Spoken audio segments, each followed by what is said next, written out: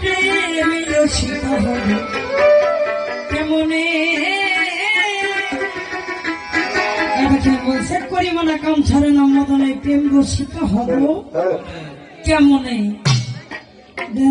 কি যা ভাজা হয়ে গেছে করিমানা কাম ছাড়ে না মদনে প্রেম রসিক হব কেমন মানে এটাই বলছে যদি কাম ছাড়তে পারো তাহলে নাকি দয়ালের রসিক হওয়া যাবে আর যদি কাম ছাড়তে না পারো তাইলে নাকি দয়ালের রসিক হওয়া যাবে না। এখানে কয়জন আছেন এটা হাত তুলেন দেখি কাম ছাড়া থাকতে পারবেন? হ্যাঁ যাই একজন আছে অভয় ভাই আপনি পারবেন না? হাত তুলেন না তো পারবেন না কাম ছাড়া?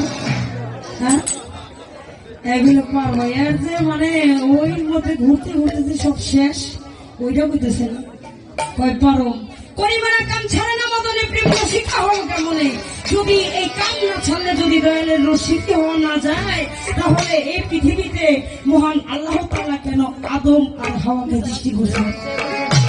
হ্যাঁ আদম হওয়ার আগে সৃষ্টি করছে না? এই কাম যদি পৃথিবীতে নিষিদ্ধ হয় তাহলে দয়াল কেন আল্লাহ কেন এই আদম আর হাওয়াকে সৃষ্টি করেছিল? ফরিদ ভাই একটু বললেন যে কাম যদি এই যদি দয়ালের প্রেমের রসিক হওয়া যায় এই কাম ছাড়া তো কারো থাকা সম্ভব না।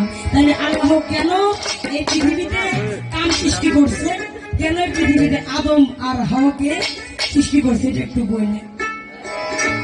করিমানা কাম ছাড়ে না করিমানা কাম ছাড়ে না করিমানা কাম ছাড়ে না মদনে মদনে প্রেম রসিক হব মনে দয়াল প্রেম রসিক হব মনে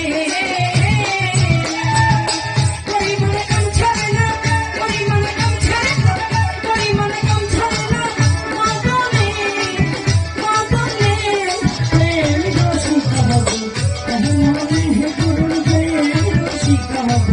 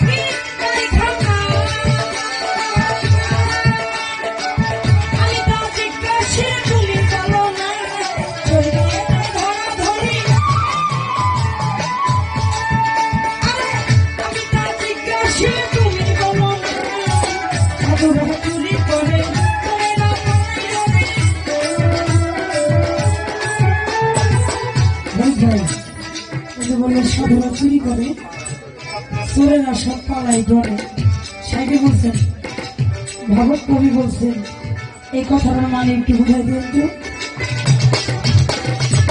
সাধুরা চুরি করে সব পালাই ধরে সাধুরা চুরি করে